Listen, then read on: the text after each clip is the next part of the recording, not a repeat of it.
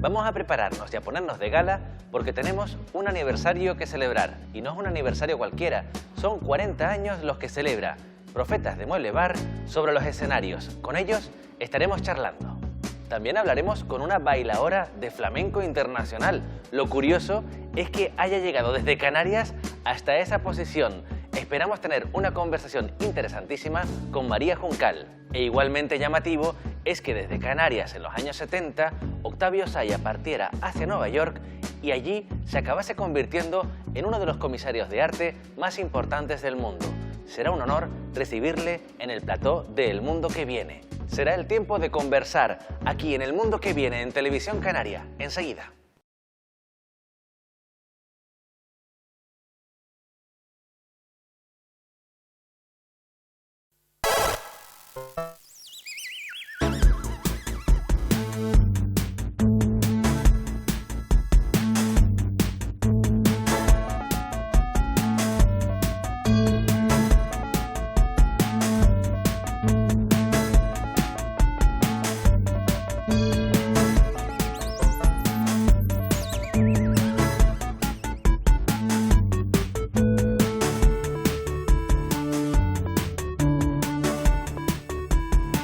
Hoy la cosa va de profetas, de los que son profetas en su tierra y de los que consiguen serlo mucho más allá.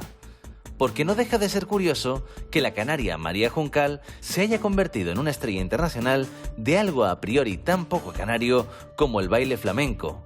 Igual de asombroso es el logro de Octavio Saya, que en la década de los 70 partió desde las islas con rumbo a Nueva York, donde se labró una carrera como uno de los comisarios de arte más solicitados y respetados.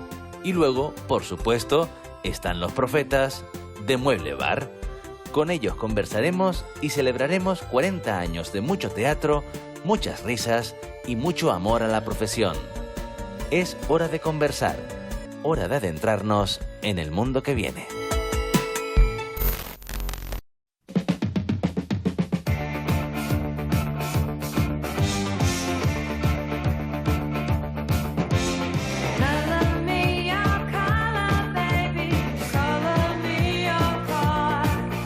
Hola, Octavio. Hola. ¿Es muy normal pillarte por aquí en tu tierra canaria?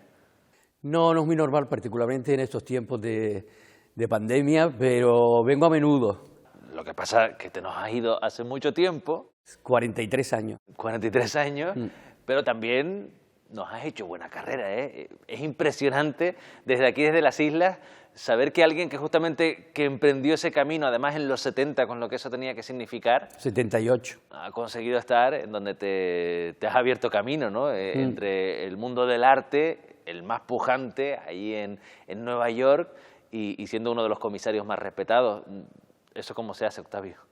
Pues se hace con trabajo, se hace con ciertas dosis de seguridad y convicción y con mucho estudio y mucha lectura.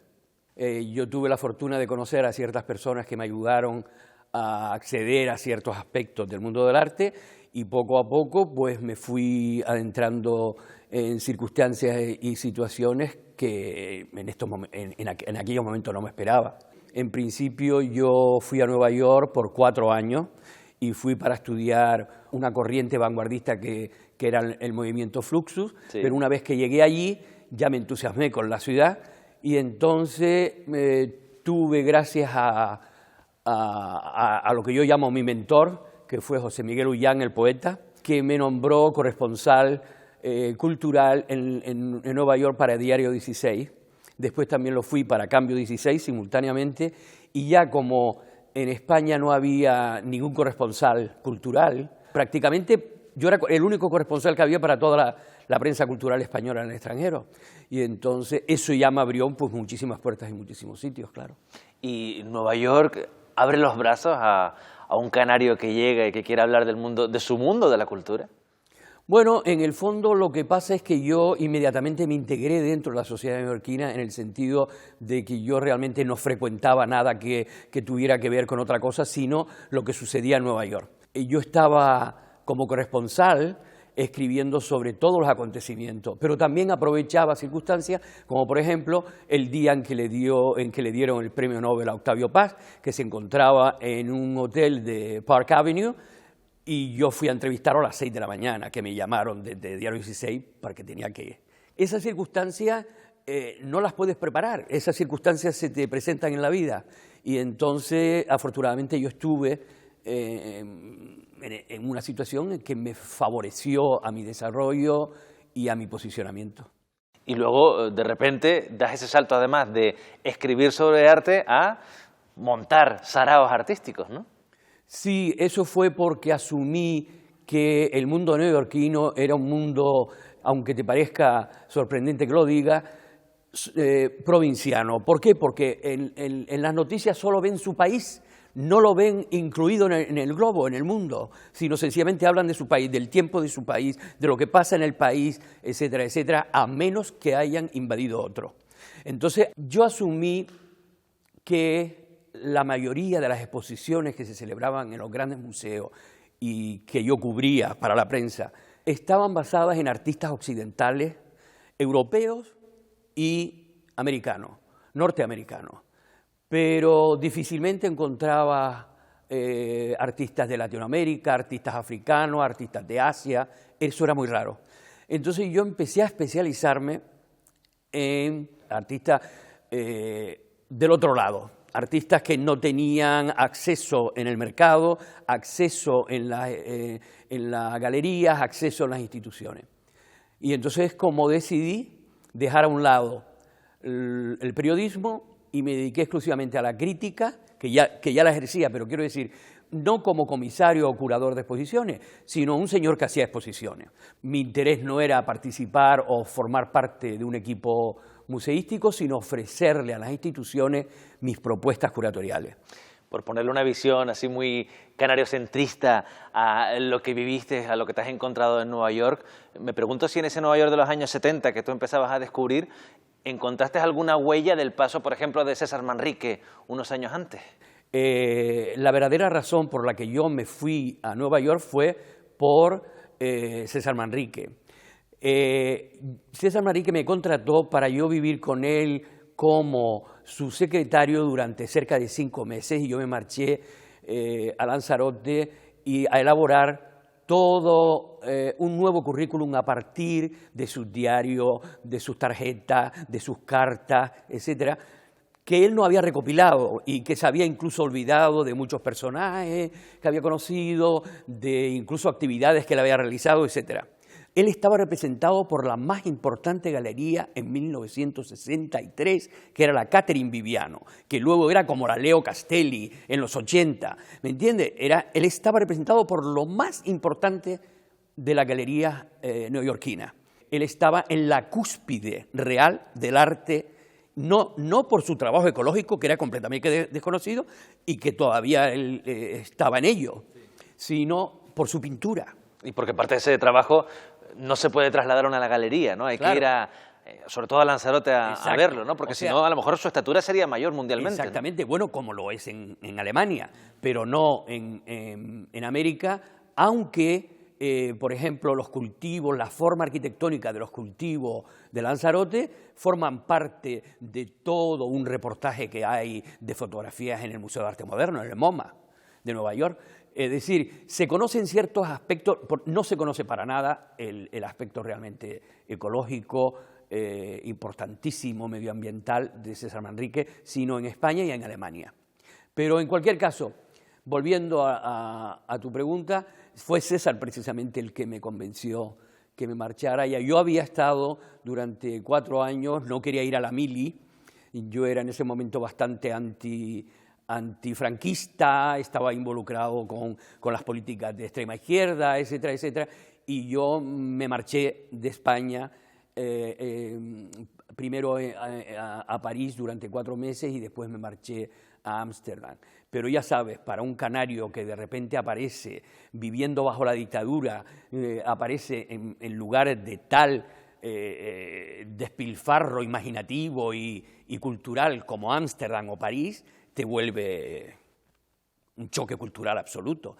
Y dejando a César de lado, hay artistas canarios, no sé si que lo hayas intentado o que tú vieras que sí que pueden asomar o podrían asomar la cabeza en ese mundo voraz del arte internacional. Sí, lo que pasa es que el problema que hubo con la generación del 70, con la que yo estaba vinculado, es que la ambición que tuvo la generación del 70 se quedó en Canarias, hasta tal punto que, en cierto modo, la generación del 70 impidió a otras generaciones posteriores a desarrollarse de la misma manera, porque acapararon, como quien dice, todas las ayudas y los apoyos financieros de los gobiernos y de las instituciones canarias. Muchos de los artistas canarios que desde el principio yo consideré que tenían la posibilidad de crecer en esos espacios internacionales, pues algunos se fueron a Madrid y a los 4 meses volvieron, otros se fueron a Barcelona y a los 6 meses volvieron, no se adaptaron en cierta medida a las circunstancias del entorno a donde llegaban. Y yo creo que sí hay artistas canarios importantísimos. Yes. Sir, what if a writer is attempting to create a story where nothing much happens, where people don't change, they don't have any epiphanies, they struggle and are frustrated and nothing is resolved? More a reflection of the real world. The real world? Yes, sir. Carmelo, Fernando, ¿qué tal?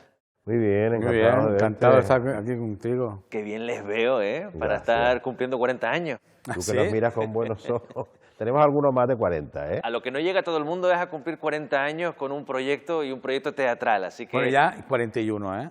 Sí. Ya hemos pasado de los 40. No lo digas muy alto, que todavía, si no, no van a poder hacer espectáculos de celebración, ¿no? O sea... Nosotros seguimos ya. A partir de los 40 ya sigues hasta el final de los tiempos. Sí, pero sí celebrándolo. es verdad que nadie nos lo prometió ni nadie nos lo certificó que íbamos a tener pues esta... Bueno, hasta hemos tenido por los 40 un premio de los compañeros, los Sí. premios réplicas hace poquísimo, una cosa muy emocionante. Gracias, chicos, la verdad que me hicieron llorar y todo. Eso es que los compañeros saben lo que yo estoy diciendo, ¿no? Lo complicado, ¿no? ¿Esto es por cabezonería o cómo se llega a 40 años en una profesión teatral en Canarias, partiendo de una época en la que eso parecía ciencia ficción, además? Pues sí, debe haber algo de cabezonería, debe haber mucho de inconsciencia, debe haber también mucho de lo que ahora que se habla tanto de vivir el presente. Estás inmerso en el proyecto en el que estás y estás sacando adelante el proyecto que tienes entre manos. Después terminas ese proyecto y te metes en otro. Entonces, vivir ese continuo presente yo creo que es una de las cosas que ha ayudado a que pasen casi sin sentir. Sin enterarte, porque cuando yo comencé con Profeta en el 80, finales del 80, a mí me dicen que voy a estar 40 años. Digo, ¿qué? Vamos, Y sales corriendo. Salgo corriendo. Pues resulta que me enamoré de ellos, porque fue ver lo que yo nunca había visto aquí en Canarias. De hecho, no había teatro. Y le vi en un ensayo y yo estaba buscando mi norte, que busco, donde hago, que me voy a Bellas Artes, me voy a tal. Y me metí con Profeta y... Bueno, donde se metió O con sea, Profeta, que fue fundador de Profeta, porque él está hablando de antes de Profeta, es decir, tuvimos un periodo de 7 años de aficionados Sí. hasta que ya tomamos la decisión de decir, oye, esto va a ser nuestro pan. Claro, Profetas es la versión ya profesionalizada, ¿no? de ese proyecto de Y 7 él llegó años, justo a tiempo. Cambiaron para- de nombre en esa semana, aunque por culpa tuya. por Sí. mi culpa. De hecho, tienes una cara de novato todavía, Carmelo, Sí, que no se te todavía. quita. Yo estoy no se te empezando quita. y aprendiendo. Vamos a hacer alusión al tercer profeta que no está aquí con nosotros, a Juan Ramón. Ahora que no nos ve, ¿qué podemos decir de él? Pues que es lo más grande. Sí, es enorme, no sabría. A Juan Ramón lo conozco desde los 15 años y hemos compartido no solamente profesión, sino amistad. Y entonces es un puntal, lo que se define un puntal. Eso. No para, no para. Por distintas cosas nos ha tocado ir como subvirtiendo un poco, cambiando un poco las normas de las reglas. Y eso también es una cosa, una extrañeza, una rareza de Profetas, que seamos 3 o 4 o 5, es decir, que seamos un equipo. Todo el mundo pregunta, ¿quién es el jefe? ¿Quién es el que manda? ¿Quién es el...? Yo. Ahora yo con el tiempo Gracias yo. por desvelarlo aquí. Claro, Carmelo claro. ya lo reveló. Antes no, éramos un equipo, pero ya Ya se yo acabó. soy el que maneja los hilos. Y entonces esa me parece una forma de funcionar que igual también es de las claves. Hola Sergio, ¿qué tal? Aprovechando que ahora Fernando y Carmelo no están, te voy a decir qué significan ellos para mí en mi vida y en Profetas de Molevar, que es lo mismo. Pues ellos significan pues esos compañeros de viaje que han hecho posible que lo extraordinario sea posible, ¿no? Ellos poseen una capacidad creativa apabullante, una generosidad indescriptible, una capacidad de renuncia de lo suyo por lo tuyo.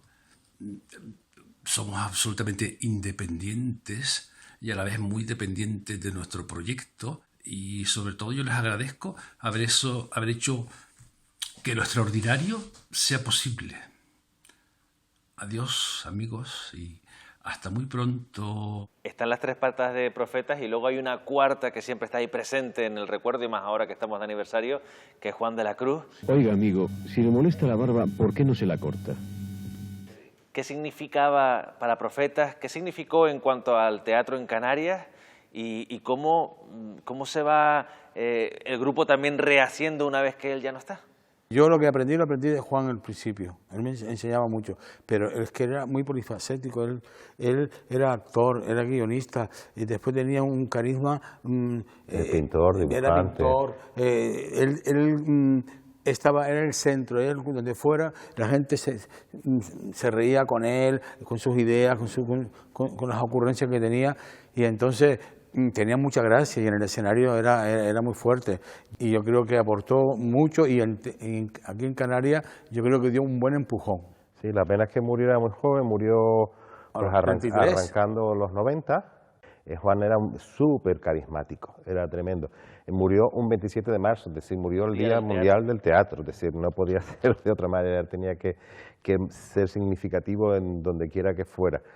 Y Juan, como autor, sigue siendo, ahora estamos haciendo, por ejemplo, Suicidio de una actriz frustrada, que es algo que hacemos en homenaje a Juan por nuestro 40 aniversario, y sigue siendo moderno, sigue siendo atrevido. Su forma de escribir es muy singular, muy especial, ha soportado muy bien traspasar el tiempo, y eso que, como apuntaba Carmelo, jovencísimo. De hecho, no sé cómo lo vivieron, pero aparte de la profunda pena, ¿no?, que tenían de perder a un amigo y un compañero, el enfrentarse de repente a la pérdida de esa pata actoral y de creación, ¿hubo un momento en el que el futuro de Profetas estuvo Sí. ahí en el vilo? Yo lo pensé, yo estaba en Madrid con Juan de la Cruz, ya malito, y yo pensaba, yo personalmente, que ya nos íbamos. Pero luego hablamos y lo pasamos muy mal, pero dijimos que por él vamos a continuar. Sí, de hecho, el primer trabajo que abordamos fue un texto de Juan, se llamaba Tres baúles y un ataúd. Nos quedamos en Madrid.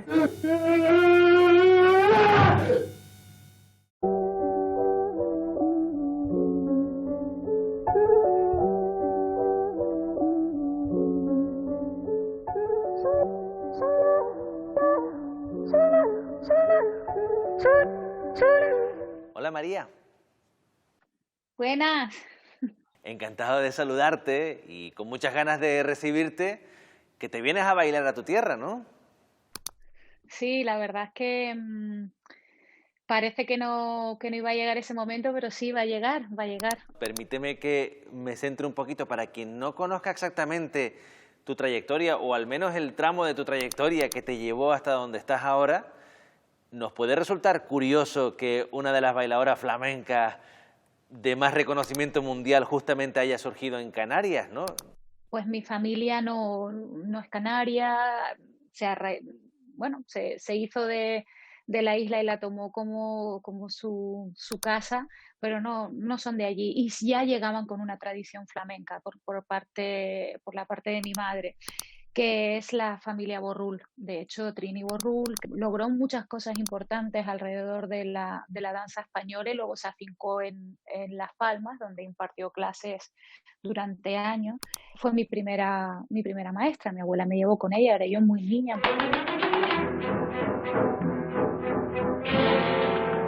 Pero sin duda toda mi familia paterna, que no tenían ese arraigo flamenco, me ayudaron a volar muchísimo también. O sea, que se hicieron se hicieron flamencos también. Es importantísimo, evidentemente, ¿no?, lo que generó Trini Borrul a nivel artístico y también a nivel pedagógico. ¿Sabes o te ha llegado algo de cómo está el tema en las islas a la hora de fomentar nuevas generaciones de bailadores, bailadoras flamencas? Hablamos de origen, ¿no? Y hablamos de, pues, de una canaria. Además, esto siempre suscita la pregunta, una canaria bailando flamenco, ¿no? Flamenco está en todas partes. Es sorprendente cuánta afición y cuánta dedicación hay al flamenco. En las islas hay gente que está haciendo labor por ello, pero realmente a mí me encantaría preparar una cantera, ¿por qué no? Ahí el flamenco, cuando toca a alguien y alguien se enamora y se entusiasma con el flamenco, no quiere salir de ahí. Esa visión universal y tan abierta que tienes del flamenco, evidentemente choca con uno de esos debates que veíamos últimamente de la apropiación cultural, ¿no? Supongo que ahí tú no te quieres ver reflejada cuando la gente acusa de apropiación cultural a cualquier persona que venga de una cultura en teoría sobre el papel ajena, en este caso al flamenco. Pues no quisiera yo, porque limitaríamos muchísimo la condición del arte, ¿no? Yo creo que la expresión, por ejemplo, de la música es una expresión que está en el mundo, o sea, es universal. La expresión de la pintura, de la fotografía, del teatro como género, también cualquier manifestación artística puede surgir en cualquier lugar donde hayan personas que la anhelen. Entonces, el flamenco, claro, el flamenco está muy arraigado en nuestra tierra y muy arraigado culturalmente, sobre todo como en una zona muy concreta de España, aunque bueno, el flamenco anduvo por toda nuestra geografía, pero es un género de mestizaje desde siempre. Tiene un núcleo clarísimo y fundamental de la raza gitana, está clarísimo, pero el mestizaje era la condición de nuestra tierra, conociendo su raíz, conociendo no solo su raíz, sino su arraigo, que también es importante. La fuente de la Cabrera es tomarse las molestias de conocerlo para poder trabajar sobre algo que conocemos, ¿no?, sin desvirtuarlo, y eso no quiere decir que no innovemos, ¿no? Hablando de llevar el flamenco por el mundo, no solamente lo has llevado por escenarios, también con proyectos sociales y pedagógicos. A la diagonal, redondeo mi brazo, mano hacia afuera para bajar, mano hacia adentro para subir. Y estabas muy metida en proyectos de ese tipo en Cuba, ¿no? ¿Cómo va eso? Cuba es tierra de danza por excelencia, de música, de ritmo. Y bueno, pues por circunstancias de la vida, esas circunstancias maravillosas que se generan en la vida y se dan y te toca a ti estar ahí, conocí a la directora de un proyecto comunitario, que está ubicado en un barrio bastante complejo de La Habana, que se llama Los Sitios. Y bueno, su pensamiento desde el principio fue, a través de la danza, en concreto del flamenco, proporcionarle una razón de ser al día a día de niños y niñas que, bueno, que por circunstancias distintas pues están en núcleos desestructurados y con problemas de diversas índoles. Entonces, ¿qué pasa? Que se encuentran con una persona que tiene un concepto de la danza, como es el que se tiene en Cuba en general, de disciplina, de dedicación, etcétera, etcétera. Pues eso ha ido haciendo que este momento de la danza flamenca y lo que les deja tenga la capacidad de permear en muchos aspectos de su vida, en general en todos, ¿no? Y les ayuda a desarrollarse y a asentar valores muy claros que yo creo que les van a servir para desenvolverse en muchos aspectos de su vida. Y a uno le viene a la cabeza la necesidad, o como mínimo que se abra más el debate, de incluir danza, cultura, música de una manera más seria y más profunda en nuestros sistemas educativos. Yo es que no comprendo por qué no forman parte de nuestros sistemas educativos, pero no lo comprendo porque a mí me sirvió muchísimo. Claro, era una actividad complementaria y yo la elegía. Yo podía hacer ballet o podía hacer informática, ¿no? Y las dos cosas me parecen muy válidas. Observamos lo que cada sociedad observa lo que tiene alrededor. Así que yo diría que es muy importante el debate que se genera alrededor de las cuestiones que tienen que ver con la música, por lo que te emociona, por lo que te toca como ser humano, o con la danza, o que no te vayas a dedicar profesionalmente, jamás, o con una lectura y un debate y comprender algún personaje a través de una interpretación, cualquier cosa que te conecta con la parte de la expresión emocional, me parece que tendría que ir de la mano con el resto. María, finalizamos hablando de retos del futuro inmediato, sobre todo por todo lo que tú has ido consiguiendo, todos grandísimos logros en el plano educativo, como hemos visto, el hecho de tener tu propia compañía, girar por el mundo, tener una compañía que se ha basado y que se ha establecido a nivel internacional, justamente es como un sueño imposible en tiempos pandémicos, ¿no? ¿Cómo lo estás llevando y cómo vislumbras el futuro a medio plazo? Pues mira, yo, como dice el director de Amor de Dios, lo estoy llevando razonablemente bien. Quiero decir, lo estoy llevando con el ánimo que puedo. Y fuente de ese ánimo son mis proyectos artísticos. Mientras estuve aquí confinada, bailé en casa en un suelo que me agencié y hablé con mis vecinos.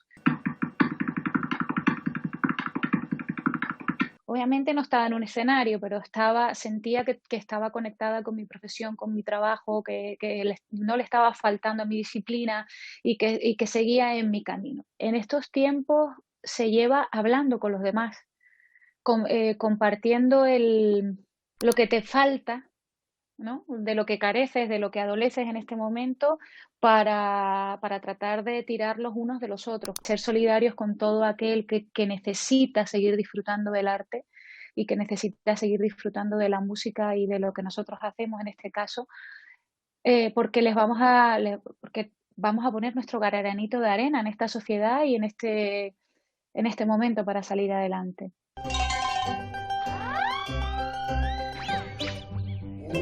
I'm gonna blast you.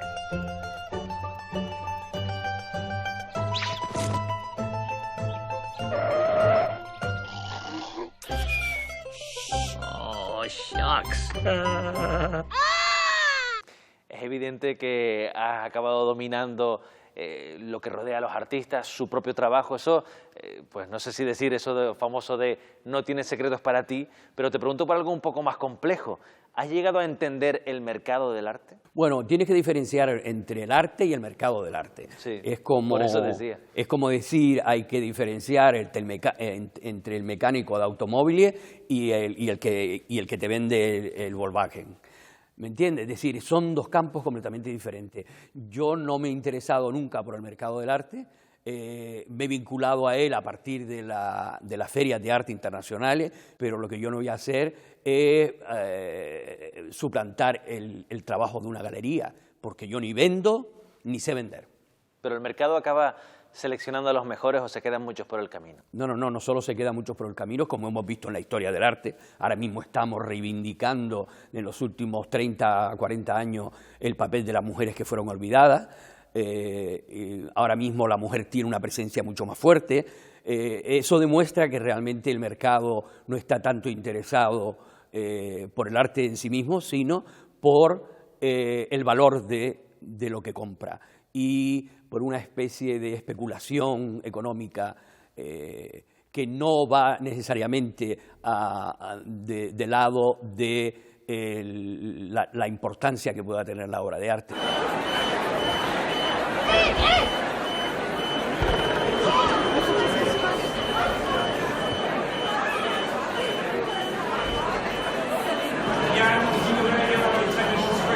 Eso perjudica enormemente a los artistas tampoco tienen porcentaje. Una vez que tú vendes tu obra y la revendes, a ti no se te da ningún porcentaje.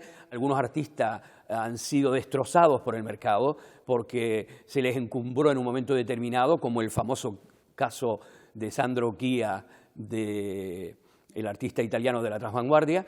Saatchi le compraron algo así como 50 cuadros y cuando él se negó a venderles más, pusieron en subasta toda la obra y devaloraron la obra en más del 90%, porque querían vender y hacerle daño, porque sabía, etcétera, etcétera.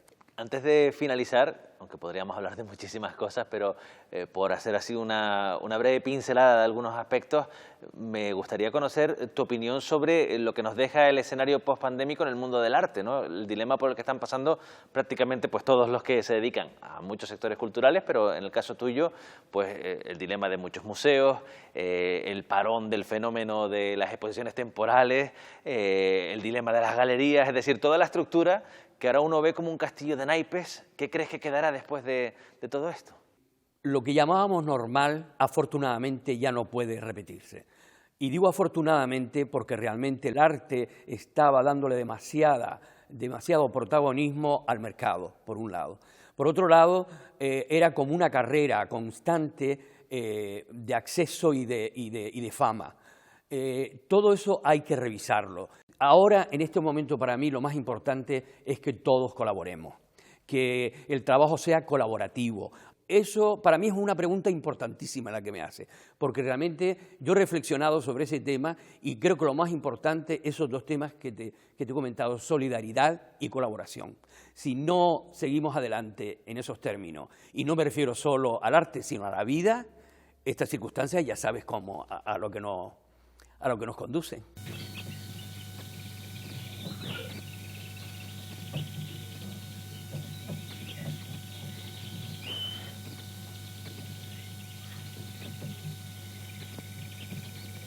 Quítate de ahí, imbécil. ¿No ves que estás estorbando? Yo no les veía a ustedes atascados, ¿no?, en medio de la pandemia, porque lo que tiene que cumplir 40 años es saber también surfear en todo tipo de circunstancias, y esta la están surfeando, pues yo creo que bien, y tenemos profetas para rato. Hay un aspecto que a mí me parece interesante también de todo lo que ustedes van reivindicando, ¿no?, y ha sido muchas veces el hecho de, si no hay espacios, nos lo inventamos.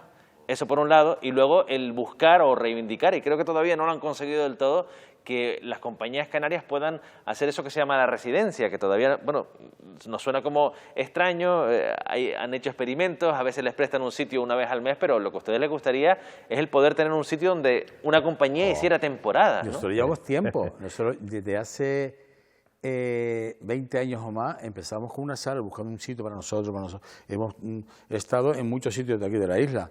Y al final no ha podido salir. Ahora seguimos. Hoy sí. Me han dicho hoy otro sitio, digo, vamos a intentarlo a ver. ¿Y cuánto puede, depende de la compañía, del espectáculo, del gancho que tenga con el público, pero cuánto puede aguantar una compañía o un espectáculo en un sitio si se les deja? En el auditorio estamos nosotros estamos los cobayas de aquí, siempre lo hemos dicho.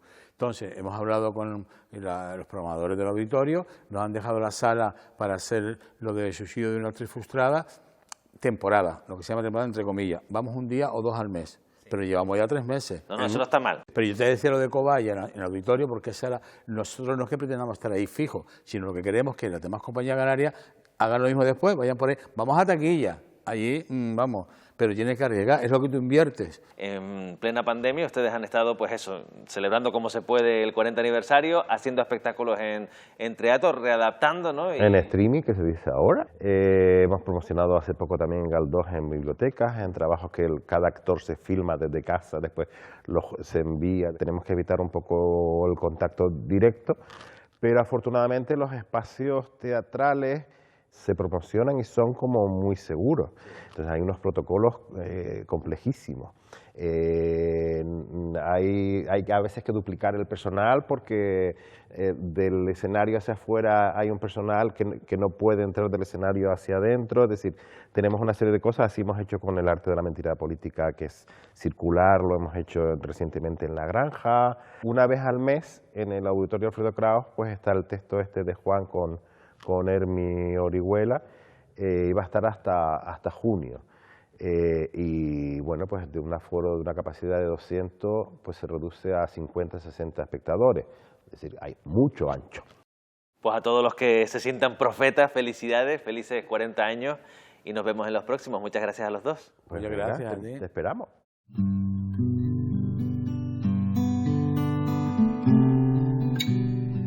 No hace falta juntar las manos y hacerlas sonar para demostrar al otro nuestro reconocimiento.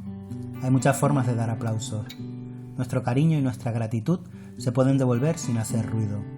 Llamar a tu abuelo para preguntarle cómo está es una forma de aplauso, pero también lo es fregar los platos y hacer lo que te corresponde en casa. Un aplauso es decir te quiero, sin vergüenza, sin pudor y sin miedo.